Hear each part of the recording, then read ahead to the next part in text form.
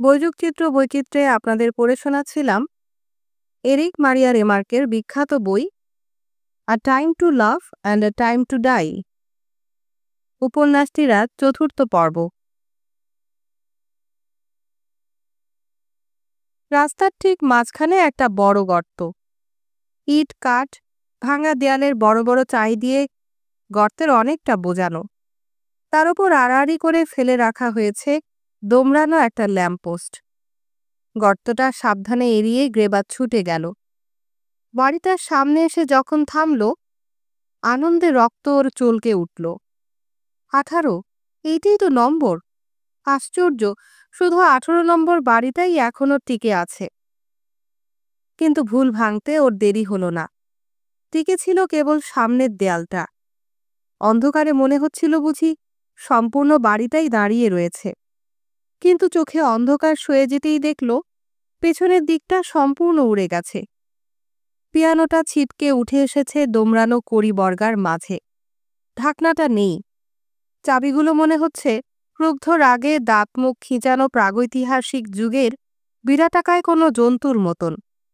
সামনে দরজাটা হাট করে খোলা। গ্রেবার পা টিপে টিপে ভেতরে প্রবেশ করল। খুব সাবধানে দেখে দেখে ভরাট গলায় কে যেন বলল, কোথায় যাবে তুমি? গ্রেবার কোনো উত্তর দিল না।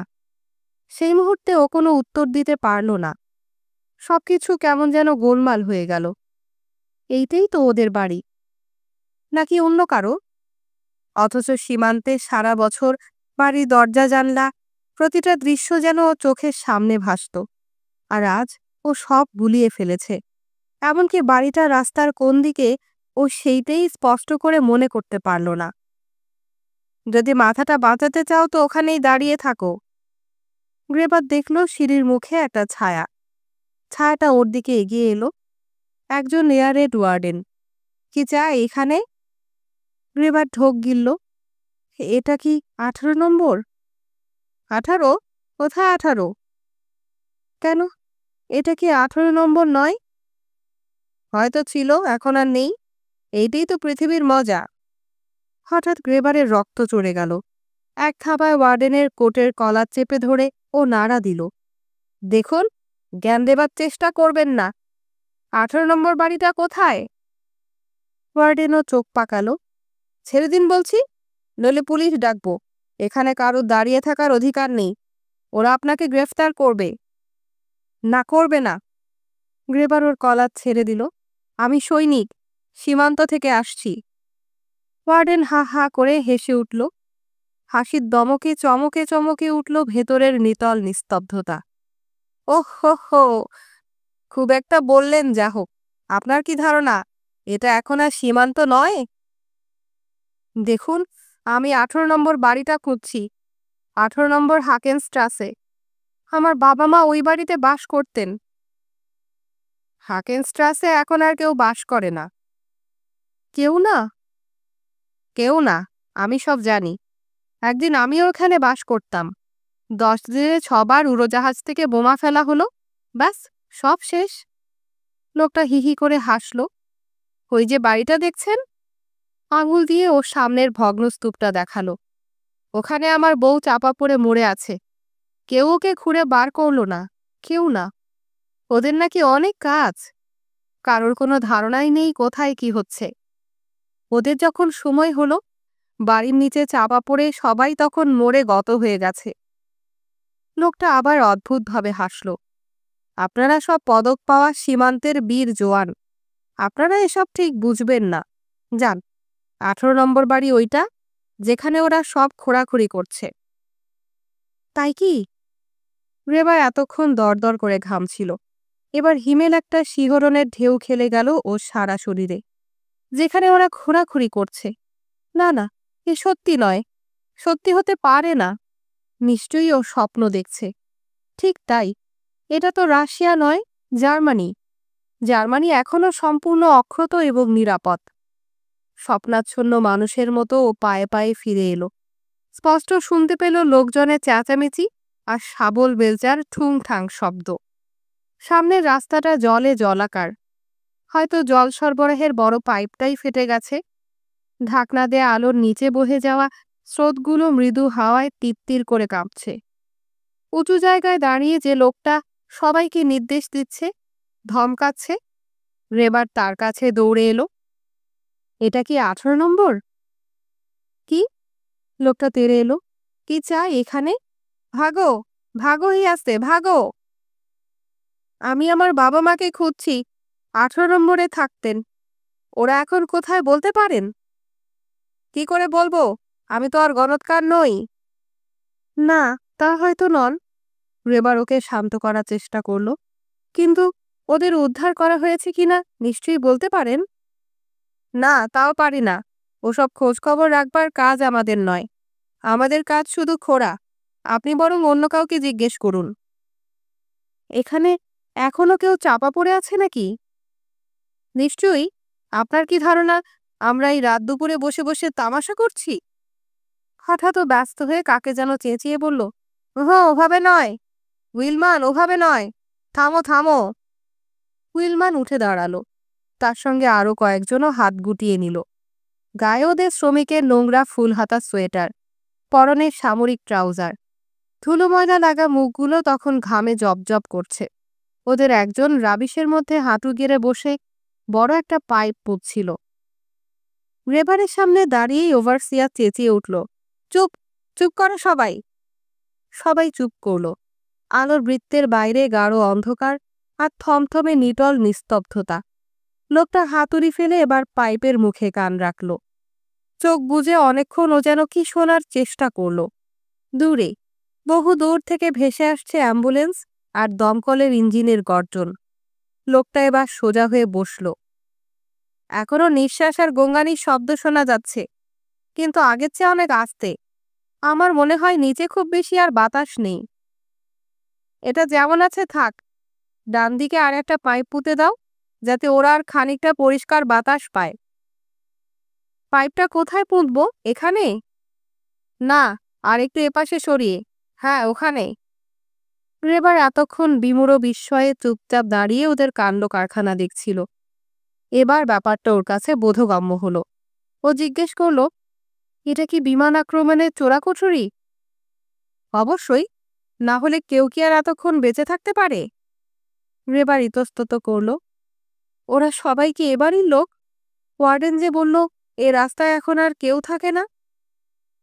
কে কি বলল না বলল ও নিয়ে আমাদের মাথা ঘামালে চলে না। লোক নিচে চাপা পড়েছে এবং এখনো বেঁচে আছে, ব্যাস।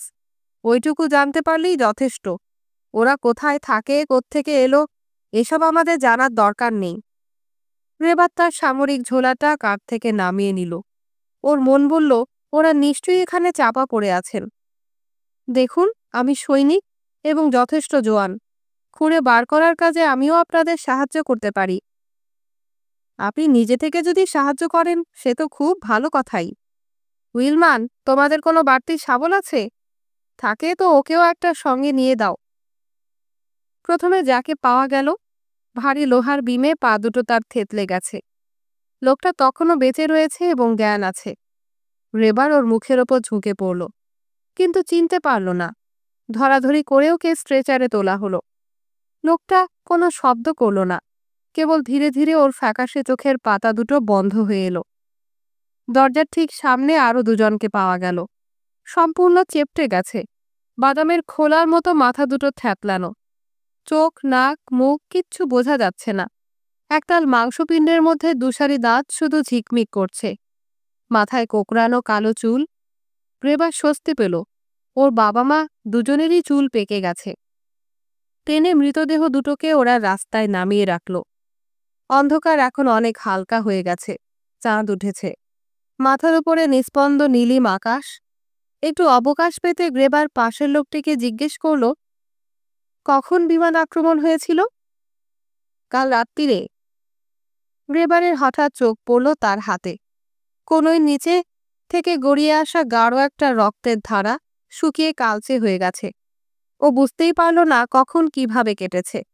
বোঝার তখন কোনো সময়ও ছিল না। ভেতরে চাপা অ্যাসিড গ্যাসে সবার চোখ দিয়ে তখন টপ টপ করে জল পড়ছে। বারবার দৃষ্টি ঝাপসা হয়ে আসছে। গ্রেবার জামার হাতায় চোখ মুছে আবার তার কাজে মন দিল। এই যে, ও সৈনিক! কে যেন ওকে লক্ষ্য করে দূর থেকে চেঁচালো। গ্রেবার ঘুরে দাঁড়ালো। আমি? আমাকে বলছো? হ্যাঁ, এখানে একটা ঝোলা ছিল। ওটা কি তোমার? কই, কোথায়? ওই যে একটা লোক নিয়ে পালিয়ে যাচ্ছে। ছোট ছোট। এখনো চেষ্টা করলে ওকে ধরতে পারবে। গ্রেবার রাস্তায় নেমে দ্রুত ছুটতে শুরু করলো। একটু এগিয়ে দেখলো কালো একটা ছায়া ভগ্নস্তূপ বেয়ে ওপরে উঠছে। গ্রেবার অক্লেশে ওকে ধরে ফেলল এবং এক টানে পেছন থেকে ঝোলাটা ছিনিয়ে নিল। আচ্ছা চাঁদের আলোয় দেখল শীর্ণ কঙ্কালসার এক বৃদ্ধ, তখনও হাঁপাচ্ছে, চুলগুলো উস্কো খুস্কো, ঠেলে বেরিয়ে আসা জলজলে দুটো চোখ, চোখের মণি দুটো স্থির লক্ষ্যে ওর দিকে তাকিয়ে আছে। কিরে বাবা, লোকটা পাগল নাকি? গ্রেবার ওকে কিছু না বলে আবার রাস্তায় নেমে এলো। আর ঠিক তখনই একটা জিপ খ্যাঁচ করে ব্রেক কষে দাঁড়ালো ওর পেছনে। গ্রেবার ঘুরে তাকাবার আগেই দুজন সশস্ত্র এসএস পুলিশ অফিসার জিপ থেকে লাফিয়ে নামল। কি হচ্ছে এখানে? কিছু না। গ্রেবার ঝোলাটা কাঁধে ঝুলিয়ে নিল। এসএস পুলিশ দুজন ওকে দুপাশে ঘিরে ফেলল। তাহলে কি করছো এখানে? কাগজ দেখি। আমি লোকজনদের খোঁড়াখুড়ির কাজে সাহায্য করছি। ওই যে ওখানে। আমার বাবা মা হয়তো ওখানে চাপা পড়ে রয়েছেন, তাই আমি। কাগজ দেখি। তীক্ষ্ণ হয়ে উঠল দুজনের মধ্যে বয়স্ক এসএস পুলিশ অফিসারের কণ্ঠস্বর। গ্রেবারের চোখ দুটো ক্ষোভে জ্বলে উঠল। ও জানে সীমান্ত সৈনিকদের জেরা করার কোনো অধিকার এসএসদের নেই। তবু ও আর কথা বাড়াল না। ছুটির কাগজপত্র বার করে দিল। টর্চের আলো ফেলে বয়স্ক এসএস অফিসার পড়ে দেখল। অন্ধকারে টর্চের আলোয় কাগজটা এমন গনগনে লাল হয়ে উঠল, গ্রেবারের মনে হলো কাগজটা বুঝি পুড়েই যাবে। গ্রেবার অপেক্ষা করল। হাতের একটা পেশিতে ও এখন যন্ত্রণা অনুভব করল। অবশেষে আলোটা নিভে গেল। আপনি তাহলে 18 নম্বর হাকেলস্ট্রাসে বাস করতেন? হ্যাঁ। গ্রেবার এবার অধৈর্য হয়ে উঠল। যেখানে আমি এতক্ষণ ওদের উদ্ধার কাজে সাহায্য করছিলাম। কোথায়? ওই তো ওখানে। ওরা এখনো চেষ্টা চালিয়ে যাচ্ছে। আমার মনে হয় ওর নিচে। ওটা 18 নম্বর নয়। গ্রেবার ভূত দেখার মতো চমকে উঠল। কি বললেন? ওটা 18 নয়, ওটা 22 নম্বর। 18 নম্বর 8-এ। আঙুল দিয়ে যে জায়গাটা দেখিয়ে দেয়া হলো, গ্রেবার তাতে আর একবার চমকে উঠল। বাড়িটা পিয়ানোওয়ালা ভাঙা বাড়িটার ঠিক পাশেই। আসার সময় ওখানেও দেখে এসেছিল জমাট অন্ধকার। হঠাৎ কেন জানি গ্রেবারের বুকের ভেতরটা ছ্যাঁত করে উঠল। আর ঠিক তখনই পিয়ানোর দৃশ্যটাও চোখের সামনে ভেসে উঠল। যেন প্রাগৈতিহাসিক যুগের সেই কুৎসিত জন্তুটা গুড়ি মেরে এগিয়ে আসছে ওর বুকের কাছে। আপনি ঠিক জানেন? নিশ্চয়ই। বয়স্ক এসএস অফিসার ওর কাগজপত্র ফিরিয়ে দিল। কিন্তু রাস্তার এদিকটা তো দেখে মনে হচ্ছে না। না, এদিকে বোমা পড়েছে 7-8 দিন আগে। আচ্ছা, ওখান থেকে কাউকে উদ্ধার করা হয়েছে কিনা বলতে পারেন? ঠিক বলতে পারবো না, তবে সবসময় কেউ না কেউ বেঁচে যায়। এমনও হতে পারে আপনার বাবা মারা তখন হয়তো ওখানে ছিলেন না, কেননা বিমান আক্রমণের আগে সবাইকে সতর্ক করে দেয়া হয় এবং সাধারণত সবাই তখন কাছের কোনো চোরাকুঠুরিতে আশ্রয় নেন। আচ্ছা, ওদের এখন কোথায় খুঁজে পাবো? এই রাত্রিরে কোথাও খুঁজে পাবেন না, আর সে চেষ্টাও করবেন না। আজ রাতটা বরং কোনো ক্রমে রেড ক্রসের তাঁবুতে কাটিয়ে দিন, কেননা টাউন হলে এখন জায়গা পাবেন না। বাড়িটার অনেকটাই উড়ে গেছে, বুঝতেই পারছেন। সবকিছু এখন একটা তালগোল পাকিয়ে রয়েছে। কাল সকালে একবার আঞ্চলিক অফিসে গিয়ে খোঁজ নেবেন। বাড়িটার নিচে এখনো কেউ চাপা পড়ে থাকতে পারে বলে আপনার মনে হয়? আদৌ অসম্ভব নয়। চারদিকে এখনো অসংখ্য মৃতদেহ ছড়িয়ে রয়েছে। সবাইকে উদ্ধার করতে গেলে 100 গুণ বেশি লোকের দরকার। শহরেতে আর কোথাও বোমা পড়তে বাকি নেই। ওরা আর দাঁড়ালো না। রেবার ব্যস্ত হয়ে উঠল। আরেকটা কথা, এটা কি নিষিদ্ধ এলাকা? না তো। 18 নম্বর বাড়ির কাছে একজন এয়ারেড ওয়ার্ডেন যে বলল। বয়স্ক এসএস অফিসার হেসে ফেলল। ওটার মাথার স্ক্রু একটু ঢিলে আছে। রেবার 18 নম্বরে ফিরে এলো। তখন একপাশ থেকে ভগ্নস্তূপ খানিকটা পরিষ্কার করা হয়েছিল, কিন্তু ভেতরে প্রবেশ করার মতো কোনো ফাঁক ও খুঁজে পেল না। ইট পাথর বেয়ে খানিকটা ওপরে উঠে স্তূপের মাঝে মাঝে জায়গা থেকে খানিকটা সিঁড়ি চোখে পড়ল, প্রায় অক্ষত, কিন্তু স্তূপের গা বেয়ে উঠতে উঠতে সিঁড়িটা যেন মিলিয়ে গেছে কোন অতল শূন্যতায়। সিঁড়ির মাথায় ধুলোয় ঢাকা একটা চেয়ার, ঠিক যেন কে নিজে হাতে সাজিয়ে রেখে গেছে। পাশের বাড়ির পেছনের দেয়ালটা সোজা আড়াআড়িভাবে হুমড়ি খেয়ে পড়েছে ওদের ফুলের বাগানে। ওখানে কার যেন ছায়া নড়ল। না, একটা বেড়াল। কিছু না ভেবেই গ্রেবার ঢিল ছুঁড়ে মারল। বেড়ালটা এক লাফে বাগান পেরিয়ে চলে গেল। গ্রেবার তবু ছাড়ল না, তার দিকে তেড়ে গেল। কে জানে, হয়তো মরার লোভেই ও ওখানে ঘুরঘুর করছে। বাগানের পরিষ্কার খানিকটা অংশ, বিশেষ করে গাছের ডালে বাঁধা কাঠের দোলনাটা দেখে ও বাড়িটা চিনতে পারল। দোলনার ঠিক পেছনে বড় একটা বাতাবি লেবুর গাছ। ফুল ফোটার সময় মিষ্টি একটা গন্ধ বাতাসে থমথম করত। ছেলেবেলায় অনেকগুলো স্মৃতি একসঙ্গে ভিড় করে এলো ওর মনে। অথচ এই ভগ্নস্তূপ, ভেঙে পড়া প্রাচীর নগরীর সারাটা দৃশ্যাবলী, বাতাবি লেবুর এই গাছ, সবকিছুই এখন এই ফুটফুটে জ্যোৎস্নায় কেমন যেন অদ্ভুত, আশ্চর্য, রহস্যময় মনে হলো। যেন এর কোনোটাই সত্যি নয়, স্বপ্ন। আলাদ্দিনের আশ্চর্য প্রদীপের মতো এও কোনো অবাক কাণ্ড। পেছনের দরজাটাও চাপা পড়ে গেছে। গ্রেবার কোনো দিক দিয়েই ভেতরে প্রবেশ করতে পারল না। কি মনে হওয়ায় লোহার একটা বিমে ও শব্দ করল। তারপর কান পেতে রইল। হঠাৎ মনে হলো ও যেন চাপা গঙ্গানির মতো শব্দ শুনতে পাচ্ছে। নিশ্চয়ই বাতাস, ও ভাবল। বাতাসের শব্দ ছাড়া আর কিছু হতে পারে না। কিন্তু আবার শুনল। গ্রেবার দৌড়ে গেল সিঁড়ির দিকে। বেড়ালটা ছুটে পালালো ওর পায়ের তলা দিয়ে। সিঁড়ির ওপর দাঁড়িয়ে ও আবার কান পাতল। ঠিক তখনই ওর হঠাৎ করে মনে হলো অন্ধকারের নিচে চাপা পড়ে ওর বাবা মা অসহায় আর্তনাদ করছেন, আর ওর দিকে হাতগুলো মেলে দিয়ে কাতর চোখে তাকিয়ে আছেন। না, না, না! গ্রেবার তরতর করে নিচে নেমে এলো।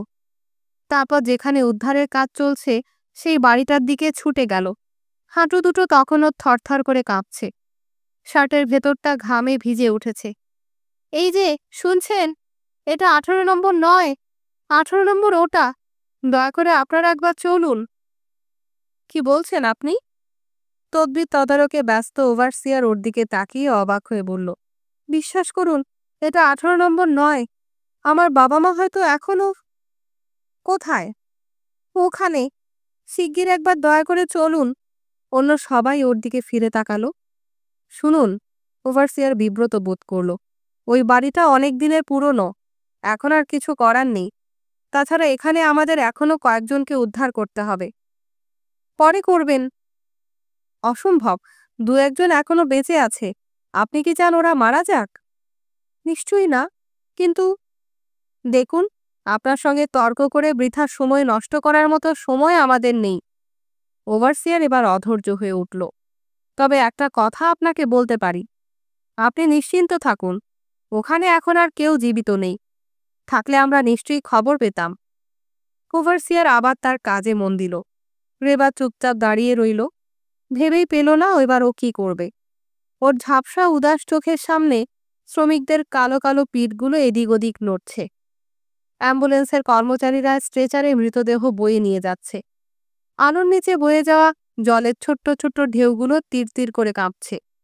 গ্রেবার আগে ভেবেছিল সারাক্ষণ ওদের সঙ্গে কাজ করবে, কিন্তু এখন মনে হলো শক্তির যা কিছু সঞ্চয় সব যেন লুণ্ঠিত হয়ে গেছে। সারাদিনের শ্রান্তি সর্বাঙ্গে মেখে কোনো রকমে ক্লান্ত দেহটাকে টানতে টানতে ও আবার সেই 18 নম্বরে ফিরে এলো। একার পক্ষে এখানে কিছু করা অসম্ভব। এতক্ষণ পর গ্রেবারের যেন চোখ ফেটে জল এলো। মামুনি, আমি জানি না তুমি এখন কোথায়। ওরা হয়তো ঠিকই বলেছে। এই ধ্বংসস্তূপ থেকে হয়তো তুমি পালাতে পেরেছ। হয়তো তুমি এখন দক্ষিণ জার্মানির কোনো গ্রামে। হয়তো তুমি রোটেনবুর্গে। হয়তো তুমি এখন নিরাপদ কোনো আশ্রয়ে শুয়ে ঘুমোচ্ছ। সত্যি তুমি নিরাপদ কিনা আমি জানি না। মাগো, মামুনি, তুমি নিজের চোখে দেখে যাও তোমার এর্নেস্ট আজ কি ভীষণ রিক্ত, নিঃস্ব হয়ে গেছে। সিঁড়ির একটা ধাপে ও চুপচাপ বসে রইল। আচ্ছা, সিঁড়িকটা যদি রাবণের তৈরি সিঁড়ির মতন উঠতে উঠতে আকাশের অনেক উঁচুতে উঠে যেত, আর দেবদূতেরা সেই সিঁড়ি বেয়ে আমার সঙ্গে নিচে নেমে আসত, তাহলে কি ধ্বংসস্তূপ সরিয়ে আমি ওদের উদ্ধার করতে পারতাম? ধ্বংসস্তূপ আমি জীবনে অনেক অনেক দেখেছি, কিন্তু আজকে ছাড়া সত্যিকারের ধ্বংসস্তূপ কি আমি আর একটাও দেখেছি? যেন জীবনে এই প্রথম দেখছি, যার সঙ্গে এ অনুভূতির কোনো মিল নেই। এতদিন যা ছিল সুপ্ত, সম্পূর্ণ অনাস্বাদিত। চারদিক নিস্তব্ধ নিঝুম, সীমাহীন আকাশে নিঃসঙ্গ একটা চাঁদ। থই থই জ্যোৎস্নায় ভেসে যাচ্ছে সারা শহর, যেন রূপকথার কোন অচিন পুরী। বেড়ালটা এতক্ষণ ঘাপটি মেরে কোথায় লুকিয়েছিল, এবার বেরিয়ে এলো। জ্যোৎস্নার মায়ালোকে ও সবুজ চোখের মণি দুটো পান্নার মতো জ্বলছে। রেবারকেও অনেকক্ষণ ধরে লক্ষ্য করল। তারপর খুব সাবধানে গুটি গুটি পায়ে ওর দিকে এগিয়ে এলো। পায়ের কাছে দু একবার ঘুরঘুর করে জুতোর সঙ্গে গা ঘষল। তারপর পিঠ বেঁকিয়ে লেজ ঘুরিয়ে খুব আস্তে আস্তে গড়গড় করে একটা আওয়াজ করল, মেয়াও। সবশেষে ওর কোল ঘেঁষে চুপচাপ শুয়ে রইল। গ্রেবার এসব কিছুই জানতে পারল না। ভোরের দিকে গ্রেবার ঘুমিয়ে পড়েছিল। সকালের এক ফালি সোনালি আলোয় ওর ঘুম ভাঙল। প্রথমে ঠিক বুঝতে পারেনি এভাবে ঘুমানোর অভ্যেস ওর দীর্ঘদিনের, কিন্তু পরমুহূর্তে এক ঝটকায় ওর সব স্মৃতি যেন ফিরে এলো। সিঁড়ির গায়ে হেলান দিয়ে বসে ও ভাববার চেষ্টা করল। বেড়ালটা একটু দূরে আধভাঙ্গা স্নানের পাত্রটার পাশে বসে নিরুদ্বিগ্নে তার থাবা চাটছে, যেন এসব বিভৎস নারকীয় তাণ্ডব ওর কাছে কিছুই নয়। গ্রেবার ঘড়ি দেখল, প্রায় 7টা বাজে। আঞ্চলিক অফিস এখনো খোলেনি। আড়মোড়া ভেঙে উঠে পড়ল। সারা গায়ে অসহ্য ব্যথা, হাত দুটো বিশ্রী নোংরা। স্নানের পাত্রে দেখল পরিষ্কার খানিকটা জল আছে। গ্রেবার ঝুঁকে পড়ল। এর মধ্যে বৃষ্টি তো হয়নি, তাহলে জল কোত্থেকে এলো? নিশ্চয়ই দমকলের। কথাটা ভাবতেই ও একটু স্বস্তি পেল। ঠিক তখনই জলের পাত্রে অপরিচিত একটা মুখ দেখে ও চমকে উঠল। আশ্চর্য, এটা ওরই মুখ। খানিকক্ষণ মুখটা ও ঘুরিয়ে ফিরিয়ে দেখল। তারপর ঝোলা থেকে এক টুকরো সাবান বার করে মুখ হাত পা পরিষ্কার করে ধুলো। হাতের ক্ষত দিয়ে নতুন করে রক্ত ঝরতে শুরু করেছে। আঙুল দিয়ে টিপে টিপে খোলা হাওয়ায় ও রক্ত শুকিয়ে নিল। পোশাকের ধুলো ময়লা যতটা সম্ভব রুমাল দিয়ে ঝেড়ে ঝুড়ে পরিষ্কার করল। হঠাৎ গ্রেবারের ভীষণ খিদে পেল। গলার ভেতরটা শুকিয়ে কাঠ হয়ে আছে, যেন সারা রাত ধরেও চেঁচিয়েছে। টিনের পাত্র থেকে কালো কফি, ঝোলা থেকে রুটি বার করে ও চিবোতে শুরু করল। বেড়ালটা চোখ মিটমিট করে তাকালো। ম্যাও। গ্রেবার এক টুকরো রুটি ওর দিকে ছুঁড়ে দিল।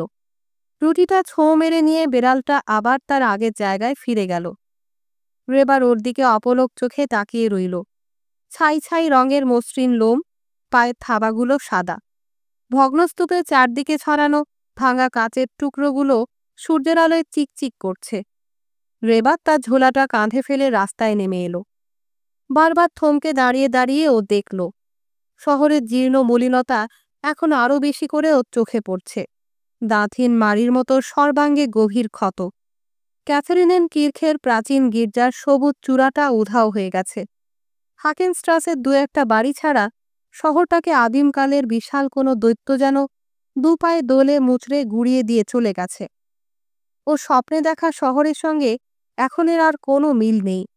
এ যেন রাশিয়ারই কোনো বিধ্বস্ত নগরী। পিয়ানোওয়ালা বাড়ির সামনে এসে এয়ার রেড ওয়ার্ডেনকে দেখে গ্রেবার থমকে দাঁড়ালো। বাড়িটা সত্যি অদ্ভুত। সদর দরজা খোলা না থাকলে বোঝাই যাবে না ওটার কোনো ক্ষতি হয়েছে। মনে হবে যেন সম্পূর্ণ অক্ষত অবস্থায় দাঁড়িয়ে রয়েছে। অথচ ওয়ার্ডেনের কর্কশ কণ্ঠস্বরে গ্রেবারের চমক ভাঙল। বলি, এখানে দাঁড়িয়ে কি মতলব ভাবছ হে? চুরি টুরি নয় তো? জানো এটা নিষিদ্ধ এলাকা? জানি। গ্রেবারের মনে পড়ল লোকটা পাগল, এবং এটা যে নিষিদ্ধ এলাকা নয় তাও জানে। তবু ওকে ঘাঁটালো না, বরং শান্তস্বরে জিজ্ঞেস করল, তাই তো তোমার কাছে এলাম। আমার বাবা মার কোনো খবর দিতে পারো? পল আর মারি গ্রেবার এই পাশের বাড়িতে থাকতেন। ওয়ার্ডেন ৩২ পাটি দাঁত বার করে হাসল। ও, তুমি সেই সীমান্তের বিস্ময়িনী? তোমার কি ধারণা তুমি একমাত্র তোমার বাবা মাকে হারিয়েছ, আর কেউ হারায়নি? হঠাৎ ও রেগে উঠল। কেন, তোমার চোখ নেই? দেখতে পাও না? এই তো সব দরজার কপাটে রয়েছে।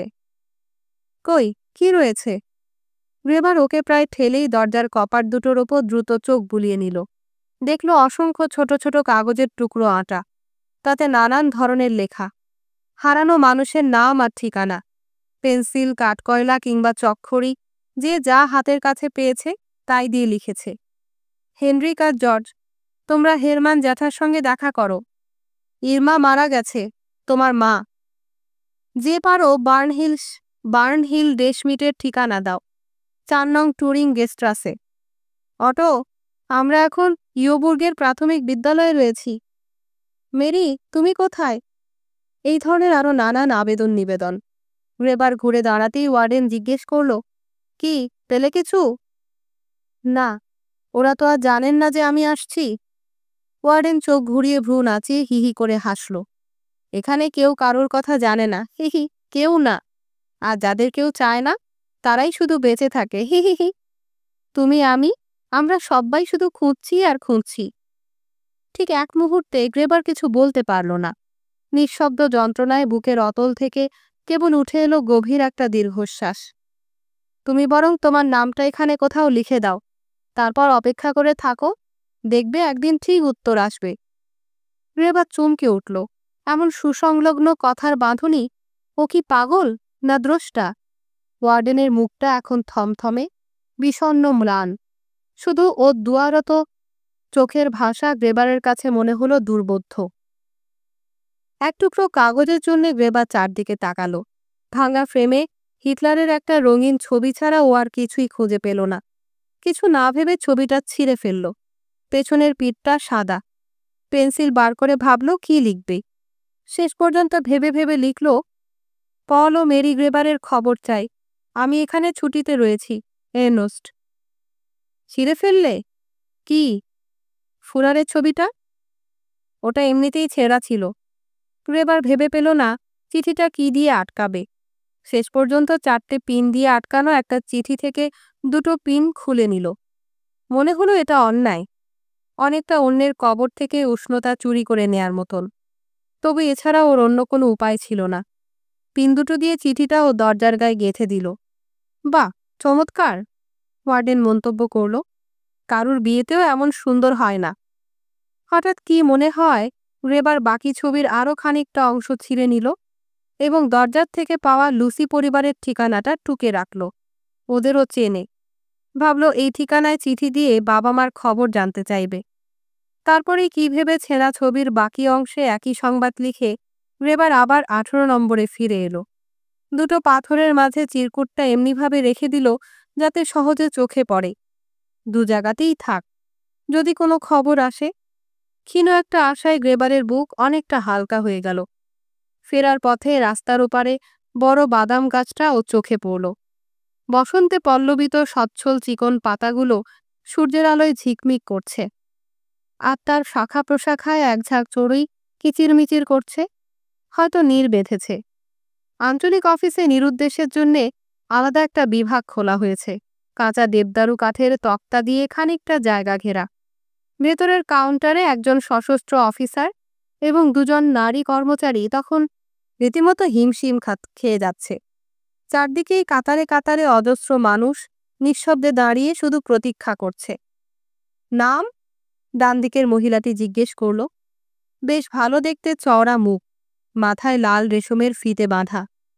গ্রেবার, পল গ্রেবার, মেরি গ্রেবার, কর বিভাগের কেরানি, 18 নম্বর হাকেনস্ট্রাসে। জোরে বলুন। গ্রেবার। বাইরের গুনগুন শব্দে সত্যি তখন কান পাতা দেয়। তাই গ্রেবার সামনে ঝুঁকে জোরে জোরে বলল, মেরি আর পল গ্রেবার, কর বিভাগের কেরানি। অন্য মহিলাটি নামের তালিকা খুঁজল। গ্রেবার, গ্রেবার। নিচের দিকে এক জায়গায় এসে ওর আঙুল থেমে গেল। গ্রেবার, হ্যাঁ, প্রথম নামটা কি যেন বললেন? পল আর মেরি গ্রেবার। কি?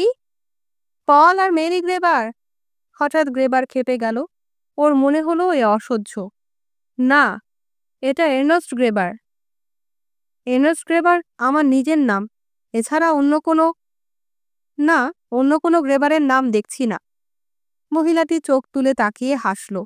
আপনি ইচ্ছে করলে কয়েকদিন পরে এসে একবার খোঁজ নিতে পারেন। আমাদের সব খবর এখনো এসে পৌঁছয়নি। এরপরে কে আছেন? গ্রেবার নড়ল না। আমি আর কোথাও খোঁজ করতে পারি? রেজিস্ট্রি অফিসে খোঁজ নিয়ে দেখতে পারেন।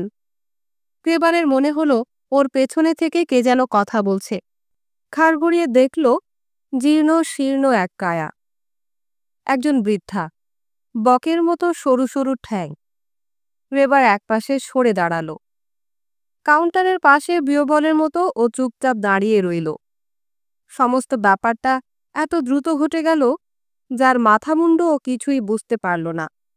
যেন এতক্ষণ যে ক্ষীণ আশাটুকুকে ও বুকের মধ্যে লালন করছিল, এবার মুখ থুবড়ে পড়ল মাটিতে। সশস্ত্র অফিসারটি ভেতর থেকে ওকে দেখতে পেয়ে কাউন্টারের ওপর ঝুঁকে পড়লেন। এই যে হের গ্রেবার, এই যে, হ্যাঁ আমি বলছি, আপনি কিন্তু মিছিমিছি কষ্ট পাচ্ছেন। আপনার আত্মীয়দের নাম এখানে না থাকায় বরং আপনার খুশি হওয়াই উচিত। গ্রেবার যেন আকাশ থেকে পড়ল। কেন বলুন তো? এটা নিহত কিংবা মারাত্মক আহতদের নামের তালিকা। ওদের নাম যখন এখানে নেই, ধরে নিতে পারেন ওরা নিরুদ্দেশ। নিরুদ্দেশ? হ্যাঁ, নিরুদ্দেশ। আচ্ছা, ওদের খবর কোথায় পাওয়া যাবে বলতে পারেন? দেখুন, নিরুদ্দেশ মানেই নিরুদ্দেশ। অফিসারটি বিচিত্র ভঙ্গিতে হাসলেন। ওদের যদি খুঁজেই পাওয়া যাবে, তাহলে আর নিরুদ্দেশ থাকবেন কেন? গ্রেবার কোনো উত্তর দিল না। অপলক চোখে শুধু সামনের দিকে তাকিয়ে রইল। সমস্ত সকালটাই ওর কাছে অর্থহীন মনে হলো। রেজিস্ট্রি অফিসটা টাউন হলের একেবারে শেষ প্রান্তে। তখনও পোড়া ইটকাঠ আর বারুদের গন্ধ নাকে আসছে। পুরো 1 ঘন্টা ঠায় দাঁড়িয়ে থাকার পর গ্রেবারের পালা এলো। কাউন্টারে বিশ্রী ফ্যাকাশে দেখতে একজন ভদ্রমহিলা বসে। চোখে চশমা, যেমন বদখত চেহারা তেমনি তিরিক্ষি মেজাজ। জিজ্ঞেস করবে কি? ওকে দেখেই গ্রেবারের মেজাজ খিঁচড়ে গেল। অবশ্য তেমন করে কিছু জিজ্ঞেস করতে হলো না। ভদ্রমহিলা নিজে থেকেই কলকল করে বকে চললেন। দেখুন, আগে ভাগেই আপনাকে বলে রাখি, এখানে সুনিশ্চিত করে কিছু বলা বা খুঁজে পাওয়া সম্ভব নয়। সমস্ত খাতাপত্তর এখন এলোমেলো হয়ে রয়েছে। অর্ধেক ফাইল তো পুড়েই গেছে। যাও বা কিছু ছিল, দমকল বাহিনীর ভূতগুলো তাকে জলে কাদায় মারিয়ে একেবারে একসা করে ছেড়েছে। বুঝতেই পারছেন, এ অবস্থায় কিছু বলা মানে। ফাইলগুলো তো আগে থেকে কোথাও সরিয়ে রাখতে পারতেন। গ্রেবারের পেছন থেকে তাগড়াই দেখতে ভারিক্কি চেহারার একজন সৈনিক কথাটা বলল। সরিয়ে? ও মা, সরিয়ে রাখবো কোথায়? ভদ্রমহিলা চোখ কপালে তুললেন। সারা শহরে সরিয়ে রাখার মতো কোথাও কি কোনো জায়গা আছে? তাছাড়া সরিয়ে রাখার মালিক তো আর আমি নই। যান না, ওপর মহলে গিয়ে আমার নামে নালিশ করে আসুন। সৈনিকটি গ্রেবারের বগল ধরে টান দিল। চলুন মশাই, চলুন। এখানে হাপিত্যেশ হয়ে দাঁড়িয়ে থেকে কোনো লাভ নেই। দূর দূর, কতগুলো গবেট এসে জুটেছে, কেউ কিচ্ছু জানে না। সৈনিকটি একরকম প্রায় টানতে টানতেই গ্রেবারকে বাইরে নিয়ে এলো। টাউন হলের সামনের দিকটা উড়ে গেছে। বাগানের অর্ধেকটা নেই বললেই চলে। বিসমার্কের প্রতিমূর্তির কেবল পা দুটো রয়েছে। মরিনকির্খের ভাঙা চূড়োর চারপাশে সাদা পায়রাগুলো ডানা ঝাপটিয়ে উঠছে।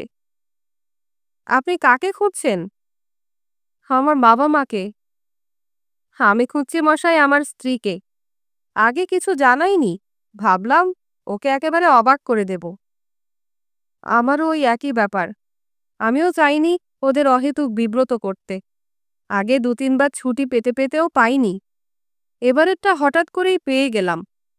তখন আর চিঠি লেখারও সময় ছিল না। জগা খিচুড়ি আর কাকে বলে? দুজনে হাঁটতে হাঁটতে মার্কেট স্কোয়ারে এসে পৌঁছল। এখন এর নাম হিটলার প্যাটস। তারও আগে ছিল কাইজার উইলহেলম প্যাটস। সৈনিকটি জিজ্ঞেস করল, এখন কি করবেন, কিছু ঠিক করেছেন? না, একটা জিনিস আমি কিছুতেই বুঝতে পারছি না। শহরের বুক থেকে এতগুলো লোক কি করে উধাও হয়ে যেতে পারে? আর বলবেন না মশাই, ম্যাজিক, স্রেফ ম্যাজিক। আপনি শুনলে অবাক হয়ে যাবেন। গত 5 দিন ধরে আমি আমার স্ত্রীকে সমানে খুঁজছি। দিনরাত হন্যে হয়ে কেবল খুঁজেছি, কিন্তু কোথাও পাইনি। যেন হাওয়ায় মিলিয়ে গেছে। কিন্তু কেমন করে তা সম্ভব? নিশ্চয়ই উনি সৈনিক হাসল। বেমালুম হাওয়া? না, আমি তা বলছি না। গ্রেবার ইতস্তত করল। গ্রামগুলো এখনো নিরাপদ। হয়তো কাছাকাছি কোনো গ্রামে। গ্রাম তো আর এক আধটা নয়। সব গ্রাম খুঁজতে গেলে আমার মাথা চুল পেকে যাবে। ততক্ষণে দেখবেন আপনার ছুটিও ফক্কা। কথাটা সত্যি, গ্রেবারও ভাবল। এভাবে খুঁজে কোনো লাভ নেই। এখন ওর মনে হলো ওরা যেখানেই থাকুক না কেন, বেঁচে থাকলেই ও খুশি হবে। দেখুন, সময় যখন কম, এরকম এলোমেলোভাবে খুঁজে কোনো লাভ নেই। সৈনিকটিকে এখন অনেকটা সপ্রতিভ মনে হলো, এবং তাতে পাগল হতে আর বেশি সময় লাগবে না।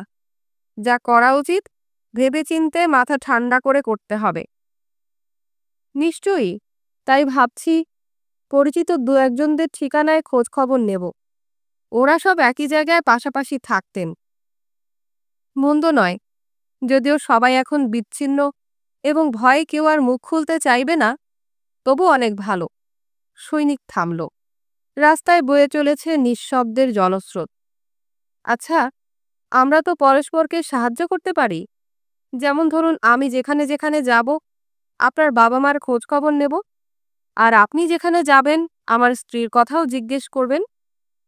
আমি রাজি। বেশ, আমার নাম বোটসার। আমার স্ত্রীর নাম আলমা বোটসার।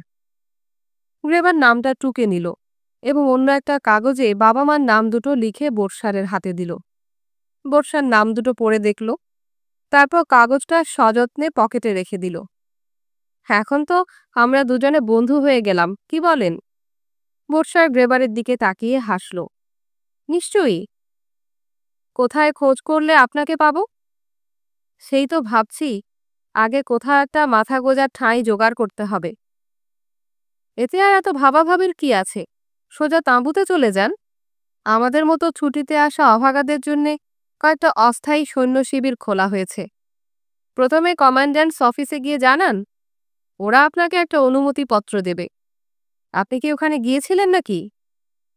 না। তাহলে আর দেরি করবেন না। চেষ্টা করবেন ৪৮ নম্বর তাঁবুর অনুমতিপত্র পেতে। ওটা অসুস্থ সৈনিকদের জন্যে। খাওয়া দাওয়া খুব ভালো, ঝামেলাও কম। আমি এখন ওখানেই রয়েছি। বোটসার পকেট থেকে সিগারেট বার করল। গ্রেবারকে দিয়ে নিজেও একটা ধরিয়ে ফেলল। তারপর এক মুখ গলগল করে ধোঁয়া ছাড়ল। আজ ভেবেছি কয়েকটা হাসপাতালে খবর নেব। ইচ্ছে করলে সন্ধ্যের পর আমরা দুজনে আবার কোথাও দেখা করতে পারি। বেশ তো, কোথায় করব বলুন? সবচেয়ে ভালো এইখানে। ঠিক আছে। ৯টার সময়? হ্যাঁ। আমি আগে এলে আমি আপনার জন্য অপেক্ষা করব। আপনি আগে এলে আমার জন্য অপেক্ষা করবেন। ঠিক আছে। গার্টেনস্ট্রাসের প্রথম দুটো বাড়ি ভেঙে গেছে। ও দুটোয় এখন আর কেউ বাস করে বলে মনে হলো না। তৃতীয় বাড়িটা প্রায় অক্ষত, শুধু ছাদটা যা জ্বলে গেছে। এ বাড়িতে সিগলাররা বাস করত। বাবার সঙ্গে একদিনে পরিবারের যথেষ্ট ঘনিষ্ঠতা ছিল। সিঁড়ি দিয়ে ওপরে উঠে গ্রেবার ঘণ্টি বাজালো। ভেতরে ঘণ্টা বাজতে শুনে ও অবাক হয়ে গেল। তাহলে কি ওরা এখনো এখানে আছে? অস্থির উদ্বিগ্ন মন নিয়ে ও অপেক্ষা করে রইল। সামনের দেয়াল থেকে মাঝে মাঝে পলেস্তারা খসে গেছে। নিচের দিকের দেয়ালে কোনো বাচ্চার আঁকা হিজিবিজি দুর্বোধ্য ছবি। একটু পরে শীর্ণকায়া এক বৃদ্ধা দরজার একটা কপাট অল্প একটু ফাঁক করলেন। গ্রেবার ছোট্ট করে হাসল। আপনি নিশ্চয়ই ফ্রাউ সিটলার? হ্যাঁ, আমি এর্নেস্ট গ্রেবার। এর্নেস্ট গ্রেবার? আপনি আমাকে নিশ্চয়ই চিনতে পারছেন না? হ্যাঁ, পারছি বই কি। বৃদ্ধা ইতস্তত করলেন। এসো, ভেতরে এসো। দরজাটা সম্পূর্ণ খুলে উনি একপাশে সরে দাঁড়ালেন। তারপর সন্তর্পণে আবার দরজার খিল দিয়ে দিলেন। ভেতর থেকে কে যেন ভারী গলায় জিজ্ঞেস করল, কে? ফ্রাউ সিগলারের চেঁচিয়ে বললেন, পল গ্রেবারের ছেলে, এর্নস্ট। তারপর গলার স্বর নামিয়ে নিলেন। যাও বাবা, তুমি ভেতরে গিয়ে বসো। বসার ঘরটা বেশ বড়। নকশা আঁকা ঝকঝকে মসৃণ মেঝে, জানলায় সুন্দর পর্দা টাঙানো। সোফার পাশে মানি প্ল্যান্টের গাছ, হলদে ছিপ দেয়া বড় বড় পাতা। নিজের অজান্তে বুকের ভেতর থেকে বেরিয়ে এলো একটা দীর্ঘশ্বাস। হেড সিগলার ভেতরে ঢুকলেন। সামনের চুলগুলো ধবধবে সাদা, ঠোঁটের কোলে চাপা এক টুকরো হাসি। তোমাকে আবার দেখতে পাবো আমরা আশাই করিনি, এর্নস্ট। তারপর সোজা সীমান্ত থেকে আসছো তো? হ্যাঁ, আমি বাবা মার খোঁজ করতে এসেছি। ওরা তো এখন। একই দাঁড়িয়ে রইলে কেন, বসো। ফ্রাউ সিগলার কখন প্রবেশ করেছেন গ্রেবার খেয়াল করেননি। কাঁধের ঝোলাটা নিচে নামিয়ে রাখো, আমি তোমার জন্য কফি নিয়ে আসছি। গ্রেবার ঝোলাটা নামিয়ে রাখল। জামা প্যান্টের যা অবস্থা, এখানে বসতে আমার নিজেরই খারাপ লাগছে। ওর জন্যে কিছু ভেবো না, ওই সোফাটায় ভালো করে বসো, আমি এক্ষুনি আসছি। ফ্রাউ সিগলার চলে গেলেন। গ্রেবার হেড সিগলারের দিকে তাকালো। আপনি আমার বাবা মার খবর কিছু জানেন? আমি ওদের কোথাও খুঁজে পাচ্ছি না। আঞ্চলিক অফিসে খোঁজ নিলাম, ওরাও কিছু বলতে পারল না। আমিও ঠিক জানি না, আর্নস্ট। ওদের সঙ্গে আমার অনেকদিন দেখা সাক্ষাৎ হয়নি। শেষ দেখেছিলাম প্রায় মাস 6 আগে। তখন ওরা কেমন ছিলেন? গ্রেবার উদ্গ্রীব হয়ে উঠল। কেন, বেশ ভালোই তো। চিঠিতে কিছু জানতে না পারলেও রাশিয়ায় থাকার সময় শুনেছিলাম আমাদের শহরে বোমা ফেলা হয়েছে, কিন্তু ঠিক এমন অবস্থা হবে তখন কল্পনাও করতে পারিনি। ফ্রাউ সিগলার কফি নিয়ে এলেন। প্লেটে কয়েকখানা বিস্কুট। কথা পরে বলবে বাবা, গরম থাকতে থাকতে কফিটা খেয়ে নাও। গ্রেবার কফির পেয়ালাটা তুলে নিল। ফ্রাউ সিগলার হা হা করে উঠলেন। ওহো, ওটি হবে না, আগে বিস্কুটটা মুখে দাও। আমি কিন্তু সকালে খেয়ে বেরিয়েছি।